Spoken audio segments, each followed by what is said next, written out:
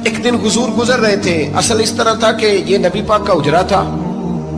जिन लोगों को अल्लाह ने मदीने की ज़ियारत कराई है वो जान सकते हैं, नबी पाक का उजरा था। तो हुजूर के हुजरे की इस जानिब यानी मस्जिद की जो बिल्कुल सीध है उसकी बैक में सैयदा फातिमा रहती थी। तो हुजूर अक्सर ना नमाज के लिए जब निकलते तो हजरत फातिमा के हुजरे के पास से होकर दोबारा मेहराब में जाते। महबूब हुजरे के पास से गुजरे तो इमाम हुसैन रो रहे थे। माएँ किसी वक्त डांट देती हैं, तो हजरत फातिमा ने किसी बात में झिड़क दिया तो इमाम हुसैन रोने लगे। तो नबी पाक नमाज के लिए गए तो वापस लौट आए और वापस तशरीफ लाके कहा, फातिमा हुसैन को क्या हुआ?